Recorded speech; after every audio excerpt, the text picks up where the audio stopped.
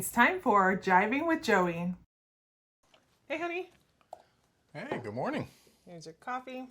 Totally tubular. We practiced that a few times about what I would say. So we were talking in today's video about standing firm on a lot of parenting circumstances where it's really uncomfortable, but it ultimately ends up giving us a lot of benefits in our family and for the kids, for their growth. And so I have a few questions. We've had some areas like in the bedtime routine, and I actually had a person send me in their story. The lady's name is Sarah, and she has two kids. Ages are 5 and 8. That 2.5-year gap, man, that's always just tough. And she struggled with implementing a consistent bedtime routine with the kids, obviously. So despite that they resisted her initially, they enforced and established the bedtime schedule consistently. And I'm sure when she means consistently, it means that we're really trying for it to be consistent, but it doesn't always happen. Let's just be real. And over time, the children were able to adjust to the routine, and what they experienced was an improved sleep quality that benefited everybody in the family, and daytime behavior, of course, because they're getting sleep. And Sarah said she noticed a positive change in the family dynamic with fewer bedtime battles eventually, and more peaceful evenings for everyone. Wow, I mean, that's amazing. I know for us, this is still a struggle. We have been trying to implement a little bit more of a stringent bedtime. Of course, we have the 3 different ages, some close to Sarah's age. So we have to now take a different approach for each one, like giving a little bit more flexibility for our 13-year-old, a little bit more autonomy on how he's going to put himself to sleep, but then the other 2 still enjoy a little bit more of a routine. So what we've been doing, and it's fairly constant, not always. Obviously, we have events in the evenings that could make it a little more complicated, but for the most part, we do have a pretty consistent attack for this. Showers at a particular time, or at least within a range, letting them get themselves ready for bed for the most part, with showers and brushing of teeth, which we come in and we do monitor, thanks to you. And thanks to the dentist, because the dentist actually told us that you're supposed to, ideally for the health of the teeth, which is related to the health of the heart, which is my anchor point there, because the teeth are important, of course, but you know, the heart. Hello. So the doctor ended up saying that you're supposed to brush your kids' teeth until the time they're 12 years old. Yeah. Simmer on that one. So we ended up, kind of having that be part of our routine to monitor them, and praise the Lord. No cavities. I mean, I think there was one, maybe, I don't know. But 3 kids, that's a pretty good record there.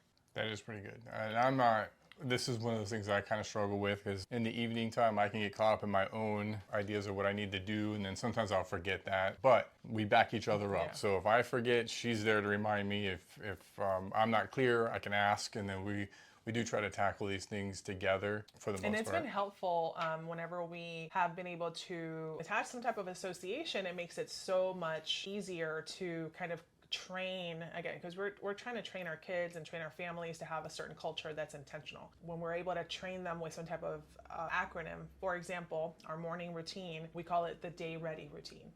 And it's because I used to say morning prep, and somehow prep got on everybody's nerves. So I was like, okay, what do you guys want? And we narrowed down to day ready. In the day ready routine, I used to say certain things that they need to take ready: get your room picked up, get your clothes on, and all that jazz. And we ended up realizing, again, by the grace of God, that teeth, hair, eyes, armpits, room, clothes. And I needed to add nose in there, but I figured teeth, hair, eyes, then means the face, so clean your nose too. But ultimately, it spelled out the arc. So I thought, man, God, you're so cool. You're so cool. So we basically just remind everybody, hey, day ready. Did everybody do the arc? And they know now, over several months, they've gotten to know what the arc means: teeth, hair, eyes, armpits, room, clothes. And it really kind of sets them up to have a checklist that's pretty easy in their mind, so they can keep up with the routine. So it sounds like to me, you're talking about, we have bedtime routine, we have morning wake up routine, so the power of routines. Yes, definitely. And that falls into one of the essential areas that we talked about, was discipline. And it kind of touches up on several others, but discipline was one that was huge because, again, I always feel that in the beginning, God created the earth and everything in it. And there was a discipline to that. There was an order to that. And I always kid around, if he had not had an order or discipline from the very beginning, he would have made people before he made land. I think that would have been a little bit of a disaster.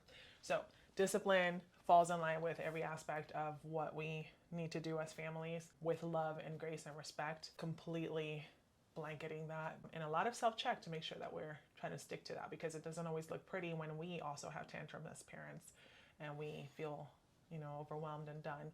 So we continue to self-check and continue to self-correct. And I think it's key, like what Sarah wrote there as well, that she did meet some resistance from the kids. So that's going to happen. Anytime you change a routine, whether you had one and now you're trying a new one, or you had none and now you're trying to implement, you're going to face some resistance. So sticking together, especially husband and wife, having the plan, talking it out, understanding like what happens if this doesn't work, how can we adjust, why are we doing this, making sure you understand the why. That'll help get these things implemented, because you're going to face resistance, and if they can find, kids are crafty, if they can find one that they can crack, they're going to go after it. Yeah.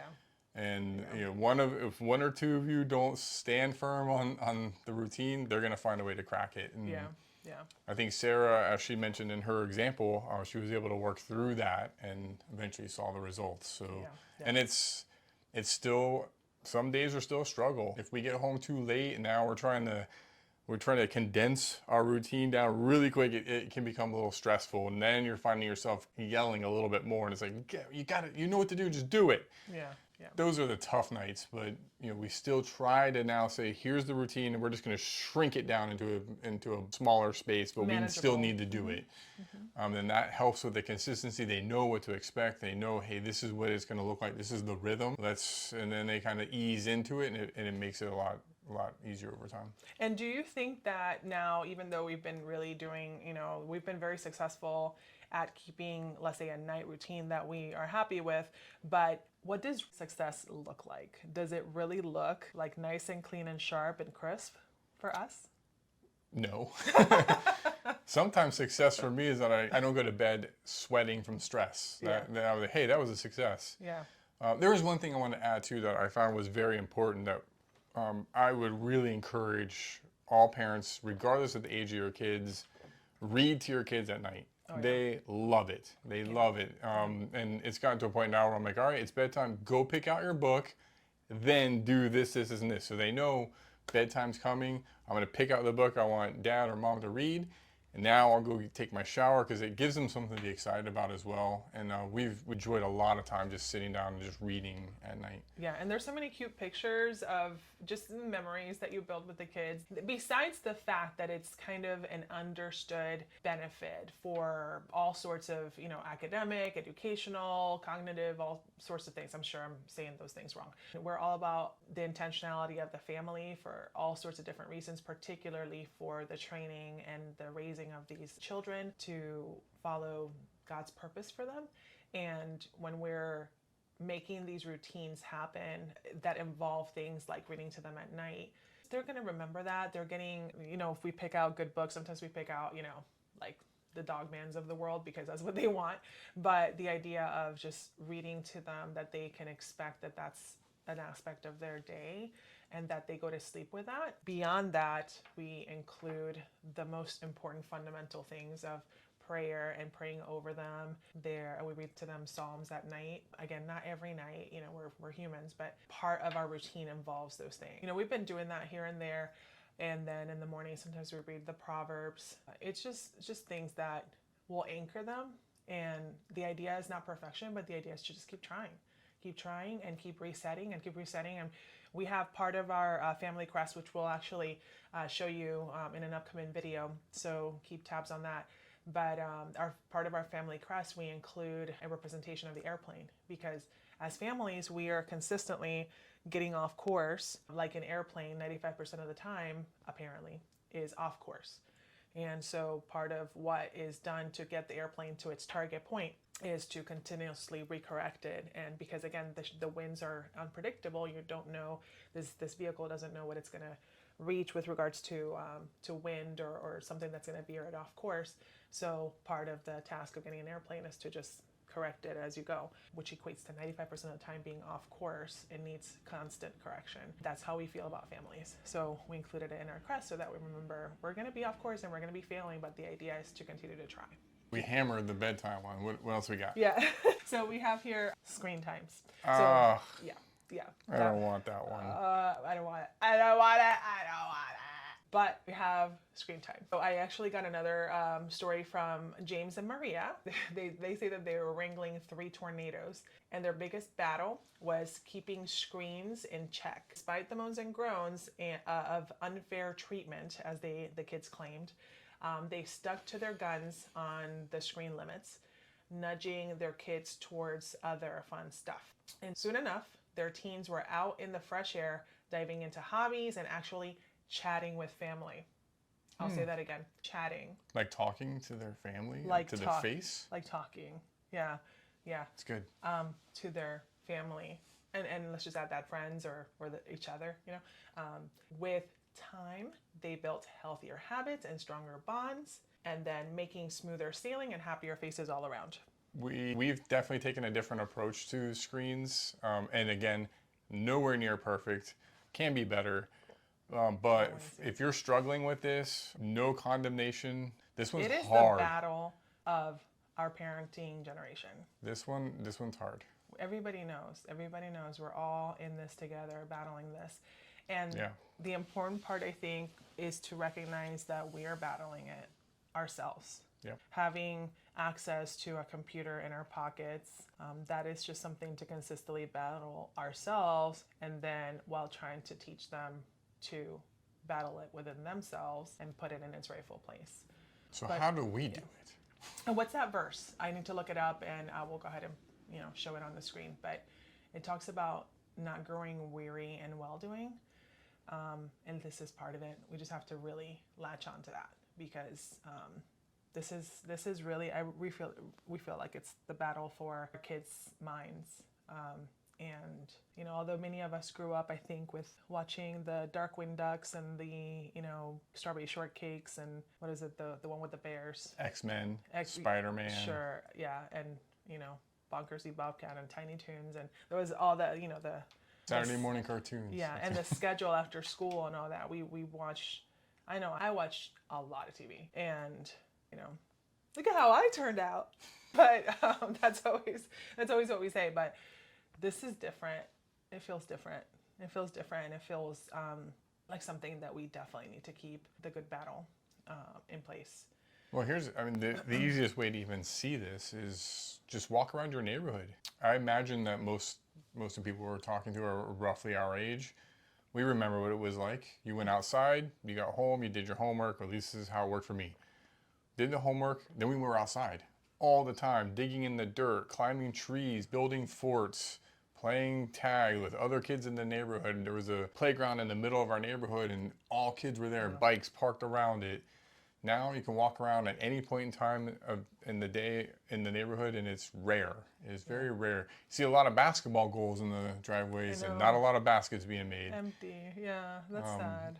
But that's the battle we have right now. And just to give some ideas of what we do here, one, we limit the days that they can use screens, or at least we try. We're not always great with this either, but we do limit the days mainly for video games. And I think it's important, sorry to interrupt, but I think it's important that the kids see us having some grace. Sometimes there's some type of thing going on, because we are highly driven also by what society is doing, and socially so many kids just get on the screens. So we do every so often, based on the context of it or the reason, we do allow for that. But the idea is, again, it's still a battle that we continue to put forth, as the standard is no screens on certain days of the week, which is most days of the week, like Monday through Thursday basically for us. Absolutely. And another thing that we have implemented recently is a mandatory outside block, which again, as a kid, it was they had to drag me inside. They had to go find me in the neighborhood and bring us back. Now it's like, go. Or when the lights turn on, right? Come in when the lights turn on. So now we've mandated like just get on your bike and go, like right around the neighborhood. Hopefully they run into some kids. The idea to encourage them to get outside, to try to create their own adventures. And how many times, I think we now have pride when we hear, I'm bored. Yes. Yeah. What are you going to do with that? We've read enough about boredom. So many of the breakthroughs in society came about when people were bored, and they had to, somehow the brain took over, and they had to come up with their own something or other, and voila, they created something that would have never been created if they were sitting there mind numbing their brain. There's a link that we're going to put down below about device detox. It's actually called. Great course we've taken with a local A little scary. Yeah, it's really eye-opening about the importance of this, what we're really fighting for here, because it doesn't seem like it's such a big deal sometimes, but it is really a big deal. And when you have other countries making some extreme laws out there to safeguard the generations, it's something that we really need to take into heart as truly important and truly a place to stand firm and take a stance on this for the sake of our entire future, because these are our leaders in the future as we get older. So, and I wanted to actually mention here about the story with one of our kids, just in one of those like, yes moments, yes, like I won, not I won against you, but I won in my stance as a parent. It was like a return on my investment of just standing firm and the pain that comes with that, because we had an event here, we host several events, and one of our kids, eventually, they were out playing for a little bit. And then of course, somebody brought up doing something on one of the video games. They came in and all of a sudden, and they know not to turn on the TV or, they have to ask, but they didn't this time. And when I went into our room that we're in right now, this is where the kids play, which is a very centralized space, so we can monitor it to some degree. And we saw that they were playing, and we're like, hey, what's going on? You're supposed to all be outside. And but blah, blah, blah, blah, blah. And nope, you guys are all outside. Their points were not valid enough. The party was still, well on its way.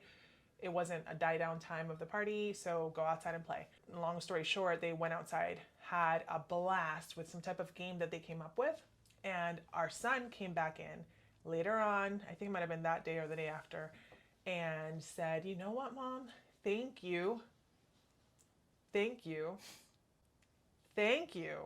Like, I just want to say that because it feels so good in my heart, for making us shut off the screen and go outside and play, because we came up with this awesome game that it wouldn't have happened if we were inside playing. So thank you. He actually said it very close to that. And I was just like, party, and very, very stoic on the outside, but inside I was like, yes, because this stuff, I think it's like, what do they call it when I'm terrible with references. What do they call it when it's like a blue elephant or something like that moment? Black swan. Black swan moment? Is that what it is? No. Like something that's very, very rare. Very rare, yeah. Black swan moment, where they actually come back to you and they recognize the benefit of a stand firm area or a stand firm moment so quickly. I think, and I mentioned it earlier in our conversation about the areas that we do need to kind of assume that they might not see it, or we might not hear back how much they end up realizing and appreciating what we did in the hard work of parenting. We just have to prepare for that, so that we just do it for God, but ultimately we're doing it for God, we're doing it for them, and they will recognize it. But this time he recognized it like the same day or the next day. It was like amazing. So it's just food for the heart. So stand strong in these things, because we're fighting for their brain, we're fighting for their heart, we're fighting for their training and their creativity and all sorts of amazing things.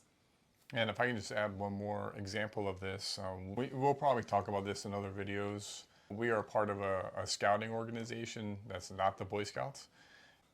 I get the opportunity to go on these trips with these boys from ages of 7 to 14. We're out in the woods, and there are no phones. No phones allowed, no technology.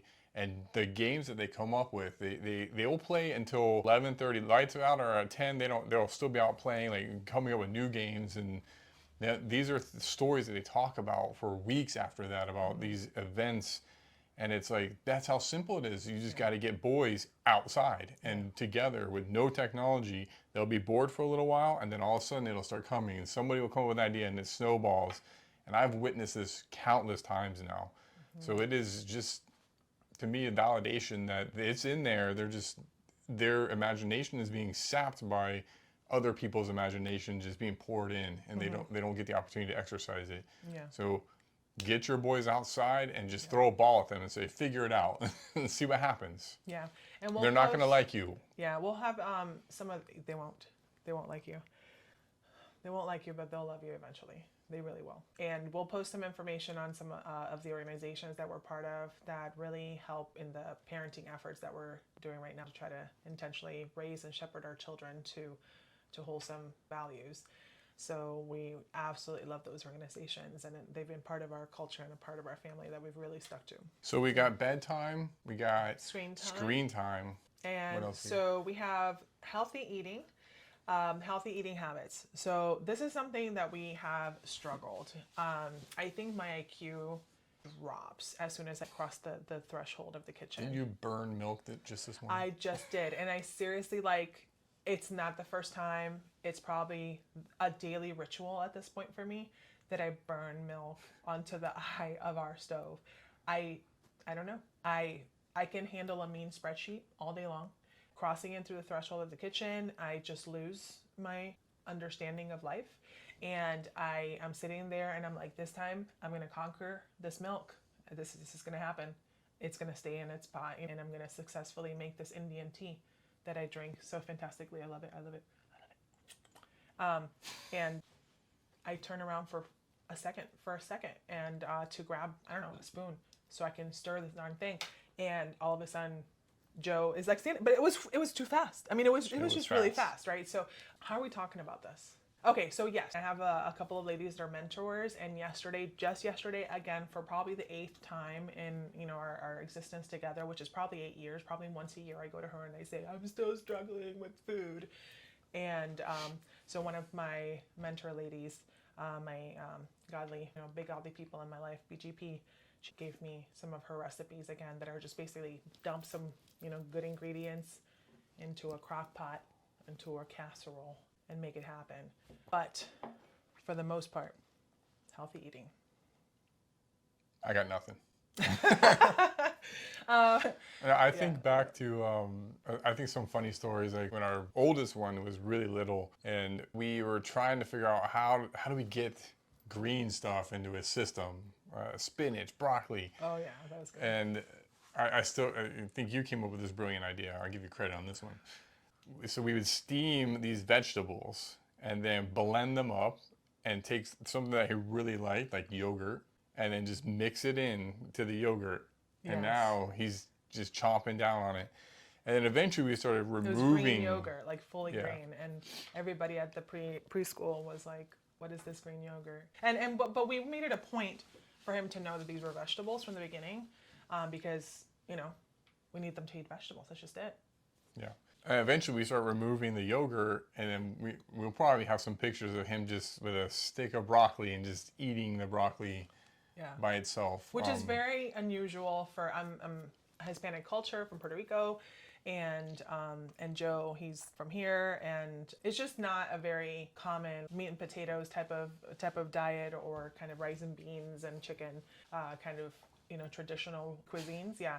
And so this was a win for us. Again, like the teeth, this is a win. Like, our kids eat vegetables and they're required to eat what we put on the table. And do we fight this every day? Not every day. I mean, are we rounding to the nearest day? Like, a lot of days.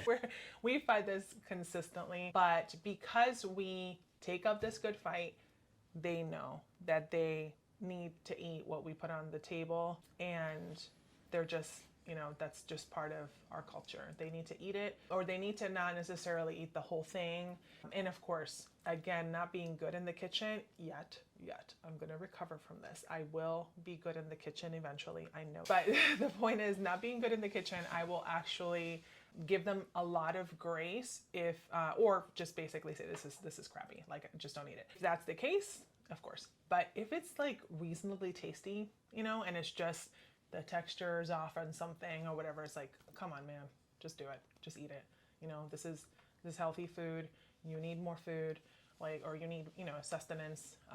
But we do focus on getting them their vegetables, getting them healthy ingredients. It's been a huge impact for our family, and it's easy to buckle on this area because we just want a respite on anything that we can have. But again, just like the screens are food, also like what they see with their eyes and they hear is food for their brain, you know, of course, so is food for the brain and the body. So these are just things that anything that goes into the body, we really stand firm on. The key point to this, all this is a struggle, right? Like we can just let them go to bed whenever they want. That's easier. Let them just have screens at the dinner table because that's easier, right? It's easy not, you know, you can say, well, I'm picking and choosing my battles and this isn't one. But I think deep down we can feel like something isn't right. Maybe it's just our past, maybe it's just the way that we were raised, I don't know, but something isn't right. And this can all be a struggle, and it can be easy just to give them pizza every single day and chicken nuggets and just be like, you know what, I don't have to fight with them. We have our it's fair food. share of pizza. Yeah, Yeah, we do have our we fair share do of love that stuff. So there are so many more areas that, you know, we would love to hear. Anything else that you feel as a family and as a parent that you have stood firm and it has had a great benefit and a great outcome for your family. We can support each other as a community to continue to give testimony of where we've won these battles, so to speak, or where we're actually having some type of progress. Because the reality is that sometimes we each can be drowning in something that our neighbor could have had the solution for, like this, and if we just talked about it, we could have really benefited our families. And we kind of think sometimes that these problems are just these isolated things, but everything is connected in the home, and little by little we know that oftentimes those small things add up to such a heavy load for the family, and it manifests itself in other areas where if we just continue the conversations and we continue to dig and search, and all the meanwhile continuing to connect to God, He will put the right things in front of us, including hopefully that this video has had some type of inspiration or ideas, or just even a place to ask your questions and find some answers on your next trial attempt. We grow so much as we're even trying. So remember, get your kids to bed on time and read to them. Put those screens down, let them be bored, and feed them some broccoli. So thank you so much for giving me your time today. Love you. Totally respect you. Thank you, honey. Love you. I didn't hit record. Oh my gosh.